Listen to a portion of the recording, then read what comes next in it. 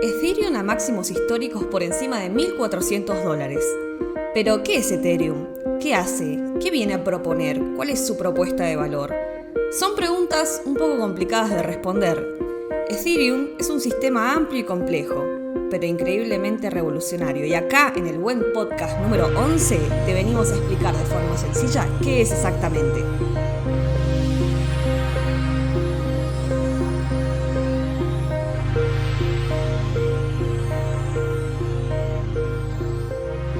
Bueno, bienvenidos al podcast edición número 11. Estoy muy contenta de arrancar este primer podcast del año 2021 después de un 2020 bastante complicado para algunos.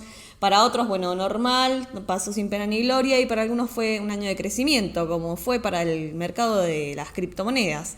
Y estoy muy contenta de estar arrancando este nuevo ciclo con mi amigo y compañero de Buenbit, Cristóbal. ¿Cómo estás? Muy bien, amiga. Estoy muy emocionado también por dos razones a partir de este buen podcast edición número 11. La primera razón es que estamos en el primer episodio del año 2021 y la segunda razón es que vamos a hablar de un tema que me encanta, me fascina y es Ethereum.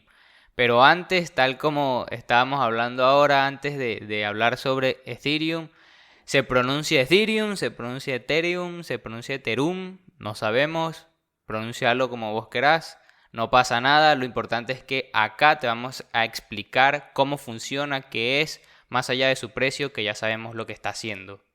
Tal cual, la gran novedad es que, no sé si la gran novedad, pero una de las novedades más importantes es que rompió en el día de ayer su máximo histórico de precio, que había sido 1.448, en algunos exchanges 1.420, y lo superó por unos dólares. La verdad yo esperaba personalmente una subida mucho más alta, pero bueno, quizás se verá Se viene. en unos días. Se viene, sí, hay bastantes buenos fundamentales. Pero bueno, estamos aprovechando justamente esta ocasión para mostrarles qué hay detrás. Exactamente, y bueno, de Ethereum al principio vamos a hablar de una cosa muy interesante que realmente es la historia de su creación. Amiga, recuerdo que en el blog de Buenbit escribiste un artículo sobre la historia de Ethereum que quedó buenísimo, muy interactivo, es un storytelling muy entretenido, sobre todo acá en la descripción de este podcast lo vas a tener. Así que, bueno, ¿nos puedes contar un poco más acá en el podcast cuál es la historia de este chico que creó Ethereum, cuál fue la idea de su concepción y cómo se desarrolló hasta el día de hoy? Bueno, yo creo que si lo contamos como un cuentito, nos tenemos que remitir a una pareja de un matrimonio ruso que emigró hacia Canadá en búsquedas de una mejora laboral, ¿no? Como buscando mejores oportunidades de trabajo, y tenían un hijo que es nada más ni nada menos que Vitalik Buterin, que en su momento era un chico, un adolescente. Y a él lo que le gustaba mucho hacer, además de estudiar, era jugar al juego de PC World of Warcraft. Y era realmente fanático, como todas las personas que nos enroscamos o nos quedamos jugando horas y horas cuando un jueguito nos gusta. Y de repente la empresa responsable de este videojuego remueve una característica de poder de su personaje. A él le gustaba mucho un hechicero. Y a él le pareció terrible. Realmente fue una de esas desilusiones que vivimos en la adolescencia que nos marcan. Y eso es el puntapié inicial de él para empezar a comprender, no sé si los peligros, pero sí las dificultades y las desventajas que tienen los sistemas centralizados. Y esto va a ser importante para empezar a crear la idea inicial de la importancia de que un sistema sea descentralizado, como lo es Ethereum o también Bitcoin, que justamente él va a tener una gran inspiración ahí. Pero bueno, eso es lo que pasó al principio. Fue una desilusión con ese jueguito y él empieza a investigar. Va creciendo Vitalik y se va a ir encontrando y va a ir metiéndose y va a ir investigando sobre otros proyectos criptográficos. Y ahí se topa obviamente con Bitcoin y empieza a conocer otros proyectos. Lo que él encuentra en todos estos proyectos es que apuntan a dar solución a algo en específico y no apuntan a algo general. Eso es lo que le llama poderosamente la atención. Entonces, después de conocer Bitcoin en el 2011, y a partir de ese momento comenzó a trabajar con este código y eso le da un cierto bagaje bastante importante para después hacer su propia creación. Y también funda, que es importante, el proyecto de Bitcoin Magazine y que ahora todavía funciona como uno de los medios en torno a Bitcoin y es uno de los más importantes y con más trayectoria del ecosistema. Bueno, y entonces como les contaba, lo que va a llevarlo a crear la concepción de Ethereum es empezar a crear una red que soporte varios procesos. Pero bueno, no me quiero comer todo el micrófono. Adelante vos, Cristóbal. Bueno, básicamente desde el 2013 Vitalik empezó a conceptualizar la idea de Ethereum y lo creó como un proyecto inspirado en la tecnología de Bitcoin. No tanto inspirado en Bitcoin porque su idea era hacer algo distinto, de hecho hoy no tiene casi nada que ver, más que la tecnología que extrajo de Bitcoin como parte de su idea, y esta tecnología básicamente es la de la red distribuida de nodos descentralizados, la prueba de trabajo que tiene que ver con la minería, la emisión de un propio token, la criptografía y bueno, todo esto en conjunto que se conoce ahora en la industria como la blockchain. Entonces, a partir de todos esos conceptos, creó Vitalik su propio proyecto y se definió como una red de desarrollo de software descentralizado que cuenta con su propia moneda, el Ether, que la podemos encontrar definida con las siglas de ETH y que además tiene las mismas tecnologías de consenso, como ya había explicado, que había ya inspirado Bitcoin.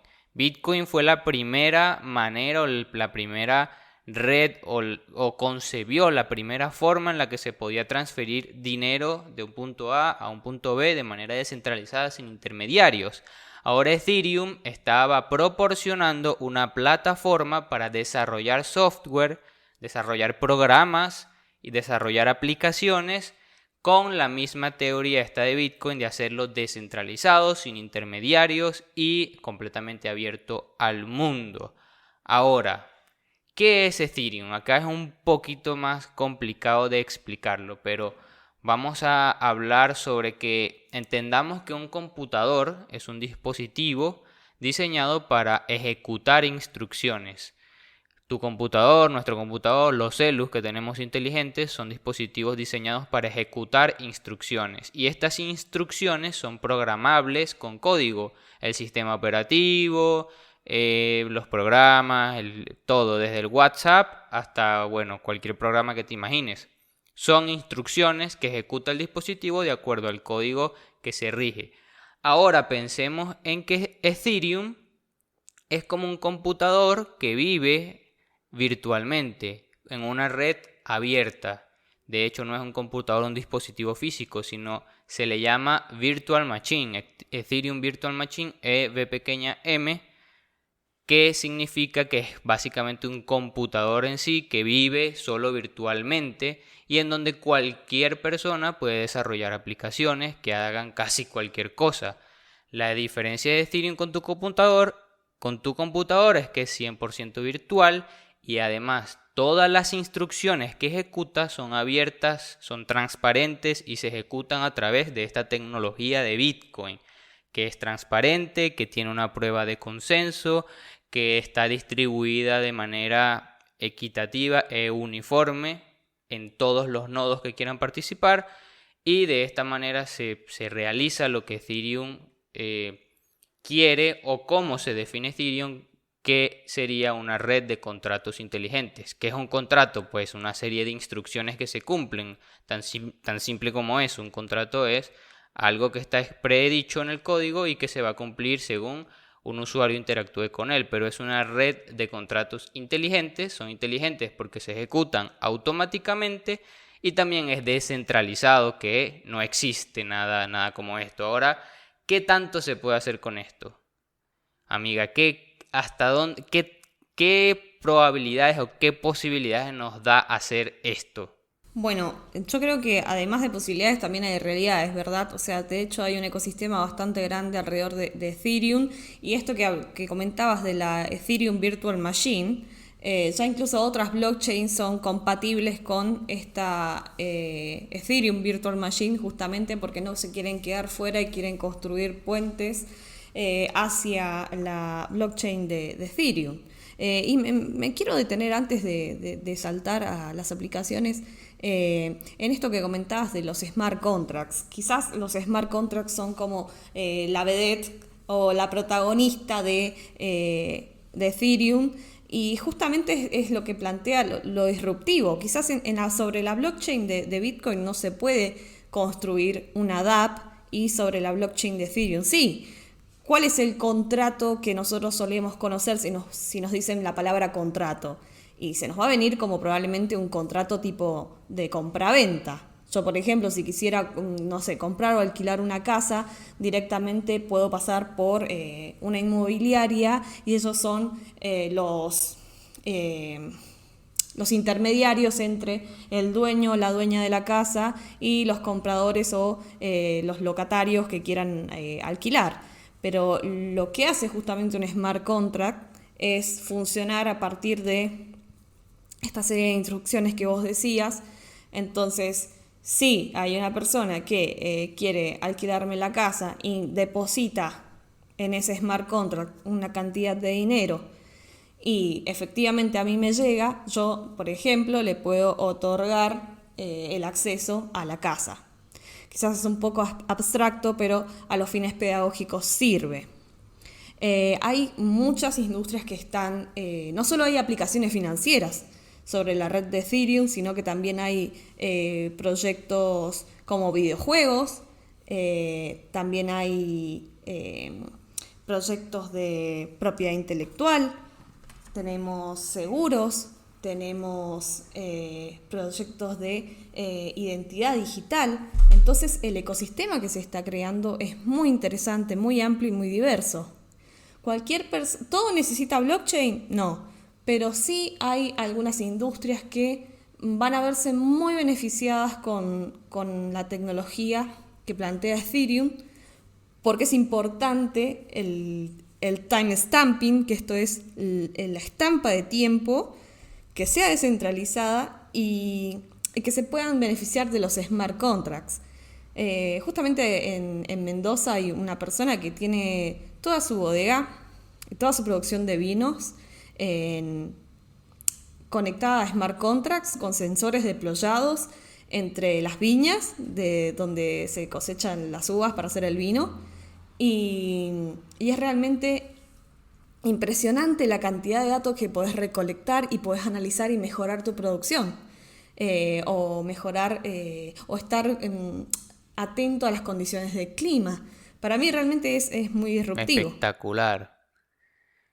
¿Y tiene token el productor de vino? ¿Tiene el token Sí, vino? MTV 20. Ah, Después vamos a buenísimo. invitarlo. Vamos a Ah, invitarlo a un podcast. espectacular.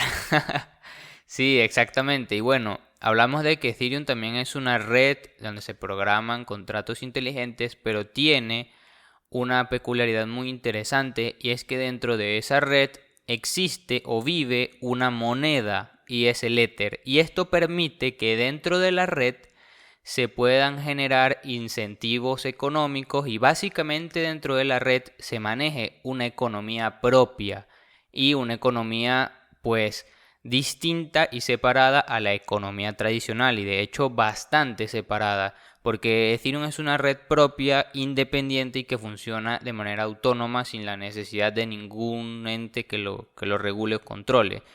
Ether es la criptomoneda que hoy está en máximos históricos y funciona realmente como el combustible para esta red. Todo lo que corre en esta red, todas las instrucciones que se ejecutan, todas las transacciones que se hacen, tienen que llevar un costo, por eso se le dice que es el combustible, para que puedan funcionar, y este costo se paga en Ether. Ese combustible se paga también, o se le dice que es, de hecho, en el ecosistema de Ethereum, este costo se le llama gas y funciona pues por esa manera, por esta analogía del combustible, que realmente son fees o comisiones. Estas fees o comisiones van a los mineros de la misma manera que funciona en la red Bitcoin, para que confirmen las transacciones que se realizan en la red. Y ahora ya podemos entender un poco más por qué sube el precio de Ether, porque la red de Ethereum ha estado muy demandada en estos tiempos y para poder usarla necesitas Ether. Entonces, entre más demanda de usar Ethereum, entre más gente use Ethereum, habrá más demanda de Ether. Y bueno, hay otros tipos de factores que también afectan su precio, pero bueno, básicamente de eso se trata la red y la moneda. Sí, de hecho hay muchas personas que como que no terminan de comprender hasta que interactúan con Ether, como cuando no sale el retiro o el depósito de DAI, y bueno, justamente porque la red está un poco congestionada o está cara, pero ese es un problema que no nos tiene que preocupar porque hay un montón de mecanismos que se están planificando y un montón de gente que está estudiando y está construyendo para solucionar este tema de la congestión y que es la escalabilidad. Y ese es un problema que hay no solamente en no sé si es un problema, pero es un desafío que está presente no solo en la blockchain de Ethereum, sino en casi todas las blockchains, y que obviamente si nos remontamos a hace 5 años, hace 10 en el caso de Bitcoin, no eran un problema porque no estaba masificado. Ahora han entrado un montón de actores nuevos y por eso es que justamente se requiere mayor velocidad y más transacciones. Siempre se compara cuántas transacciones hay por minuto en las blockchain, no sé, de Ethereum o de Bitcoin, y cuántas transacciones puede soportar Visa. Y claramente todavía tenemos un largo trecho por recorrer, pero la ventaja es que desde este lado de las criptomonedas tenemos nodos descentralizados, y si quisieran atacar la red deberían atacar a todos los nodos del mundo, lo cual es a nivel técnico y a nivel económico casi imposible. Creo que es imposible en el estadio de desarrollo de la humanidad en el que estamos.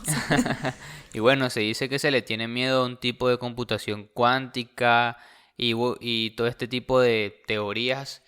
Al final son teorías conspirativas desde mi punto de vista. No hay pruebas de que se pueda corromper la red, pruebas fehacientes, por decirlo así, pruebas reales de que esto pueda pasar. Y es básicamente por su seguridad y descentralización. Pero eso de lo que estás hablando es bastante importante, porque realmente lo que hace tan, digamos, entre comillas, lento a Ethereum en comparación con sistemas centralizados como, qué sé yo, Visa, los bancos, es propiamente que Ethereum es descentralizado. Y para ser descentralizado necesita un mecanismo de consenso para que las transacciones sean seguras, no se falsifiquen, no se dupliquen. Necesita un sistema de prueba de trabajo, que es la minería, para que se pueda emitir su moneda, para que este sistema de consenso pueda funcionar, y necesita mucha tecnología que de alguna manera protege la red, pero desde otro punto de vista hace que las transacciones sean más lentas. Sin embargo, Ethereum también tiene una peculiaridad interesante que no tiene, por ejemplo, Bitcoin, y es que Ethereum es mejorable, se puede mejorar la red, se puede hacer mejor, se le pueden cambiar cosas, digamos, para hacerla más escalable, más rápida, más utilizable, más accesible a la población común. Y eso es muy, muy, muy bueno para Ethereum, y es lo que se está haciendo justo ahora con Ethereum 2.0.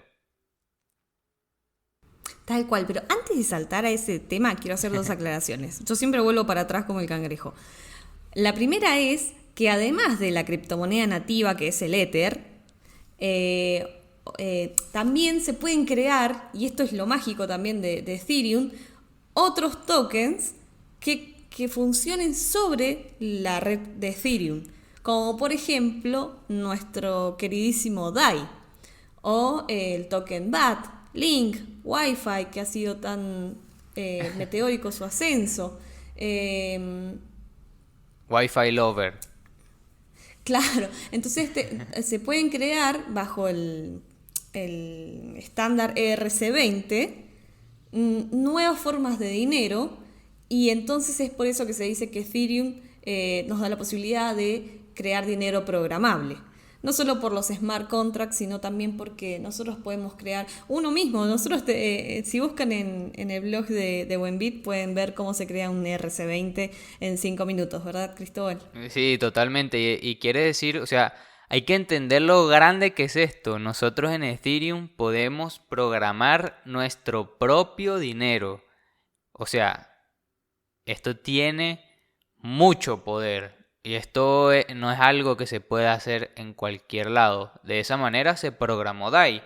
Y no quiere decir que fue una empresa que tuvo que cumplir unos estándares regulatorios para emitir una moneda. No, fue que hay una red que nadie te pide permiso, no tienes que pedirle permiso a nadie para usarla, que es Ethereum. Vas y programaste una genialidad como DAI, y por lo genial que es y por lo bien que funciona, pues la gente lo va a usar de la misma manera, sin permiso, sin tener que llevar papeles a ningún banco, ni pasar ningún proceso burocrático, nada. Es todo abierto y todo el mundo puede ir a usarlo como le plazca, y esto es un potencial increíble para el desarrollo económico desde mi punto de vista del mundo, así como ya se desarrolló en la Argentina, ¿cierto? Sí, y lo segundo que quería decir antes de pasar a este tema, que es un poco más complejo, es que ahora, con toda el alza del precio, aparecen muchos estafadores. Siempre están presentes, pero ahora es como que se multiplican y aprovechan que la gente está fomeada, como se dice en el ecosistema, que es como con el FOMO, el Fear of Missing Out, el miedo de quedarse afuera. Y aparecen dos tipos de scammers. Hay un montón de perfiles, ¿no?, de estafadores, pero hay dos muy claros, que es uno que te va a ofrecer contratos inteligentes rentables con porcentajes que son de 3 cifras, o sea, son muy grandes. Es mentira. Y la segunda es que te ofrecen minar Ethereum con una aplicación o en la nube y te piden plata. No le regalen su plata a esos estafadores. Es preferible que compren su Ethereum, lo retiren a su wallet y lo dejen ahí tranquilo. Pero no confíen en terceros. Justamente esta tecnología de lo que habla es de ser nuestro propio banco, de confiar en nosotros y tener el control de nuestros fondos, no en delegarlo. Pueden hacerlo en plataformas confiables, sí, pero tengan ojo, averigüen siempre, lean, escuchen y hagan su propia evaluación. Totalmente.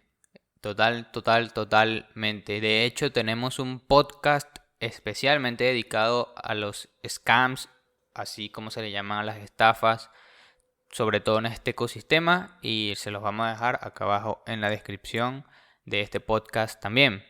Y bueno, ¿cuáles son los problemas, amiga, que tenemos ahora en Ethereum? ¿Qué es lo que está pasando y qué es lo que se busca hacer? ¿En qué está pensando el gran Vitalik Buterin? Sí, tengan en cuenta que Vitalik es muy jovencito y cuando arrancó con todo esto tenía 23 años, un poquito menos. 23 o Y menos, ahora, sí.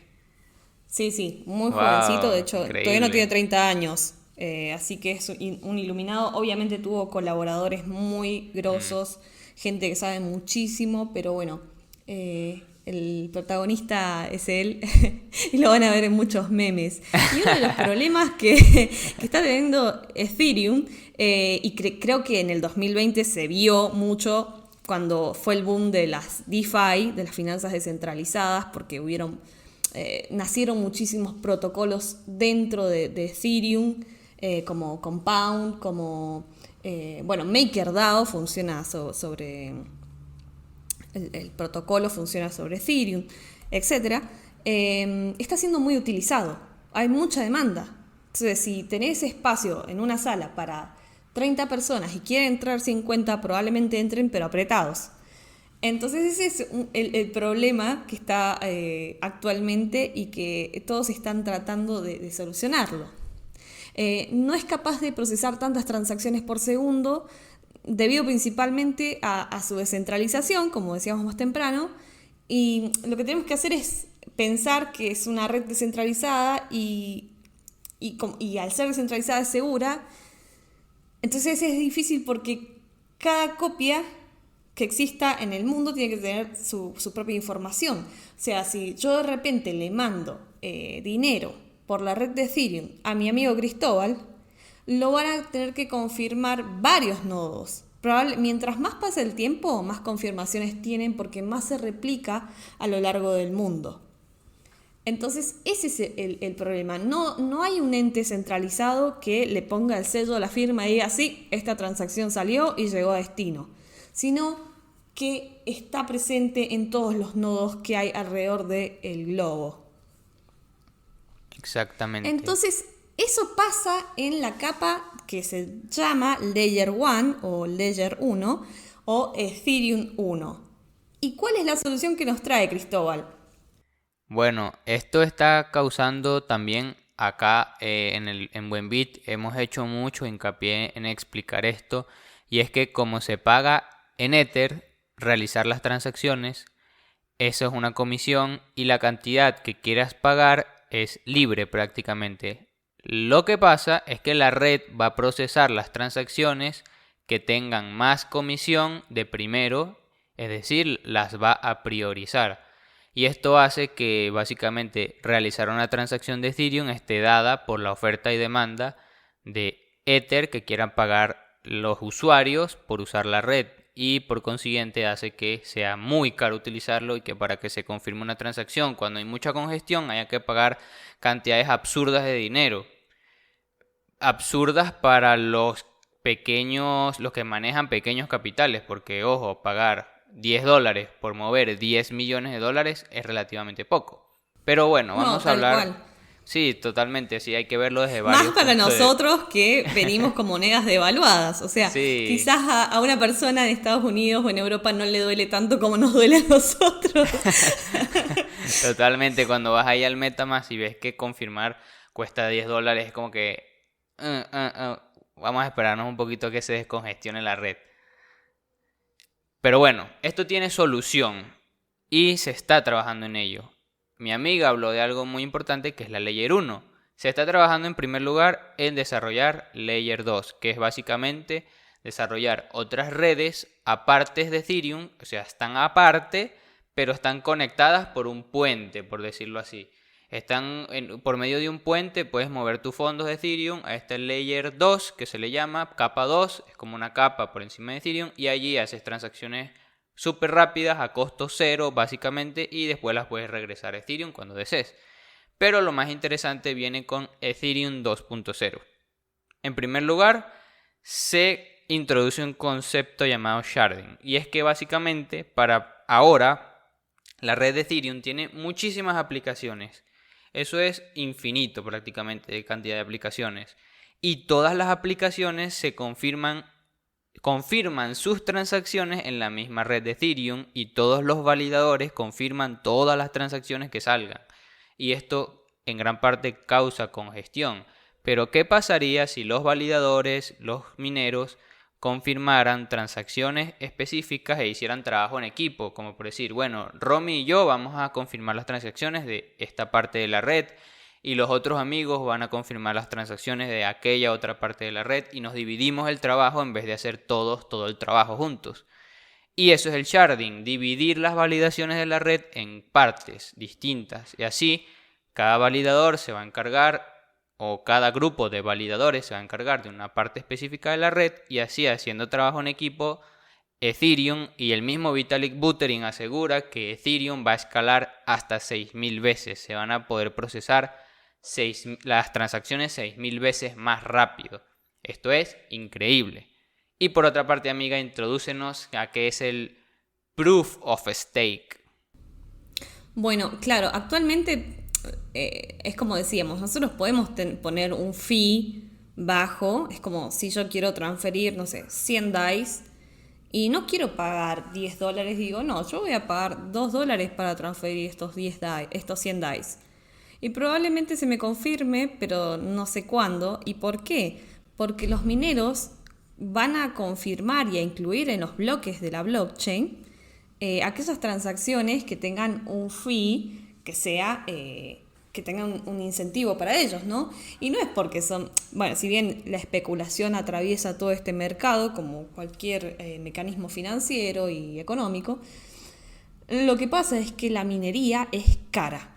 ¿Y por qué? Porque implica una inversión en equipos, en energía, también en recurso humano. Quizás no es tanto, pero sí necesitas a alguien que esté controlando. Entonces, obviamente, aquellas personas que minan y los pools de minerías también necesitan que sea rentable. Por lo cual, este es un actor bastante importante y a lo que se está queriendo virar es para eliminar este proceso de minería que es el proof of work.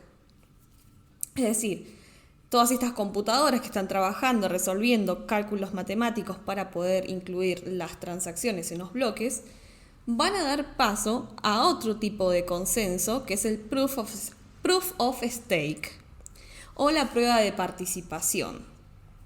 Entonces yo, teniendo mis criptomonedas, voy a poder, teniendo Ether, voy a poder confirmar transacciones. Explicado muy simple, como para que no nos vayamos en tecnicismo.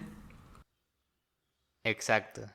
La idea es cambiar la minería física con dispositivos físicos por un tipo de minería, entre comillas, digital, en donde realmente lo que hacemos es agarrar una cantidad de Ether, colocarla en un contrato inteligente, una aplicación de Ethereum, bloquearlos allí y al estar bloqueados nuestros Ether, que es una cantidad predeterminada, ya podemos ser validadores.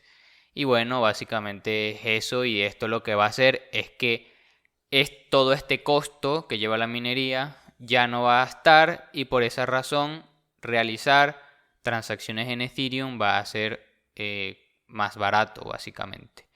Y bueno, esas son las dos mejoras que van a afectar muchísimo a Ethereum y sobre todo también a DAI de manera positiva, aunque ya hay soluciones externas o de otro tipo que se están desarrollando. Hay mucha gente y eso es una de las cosas que más me gusta de Ethereum, es que Ethereum es una comunidad también de personas que siempre aportan, ayudan, y la comunidad sobre todo de desarrolladores, que es muy abierta, muy colaborativa, siempre está trabajando durísimo para poder mejorar esto.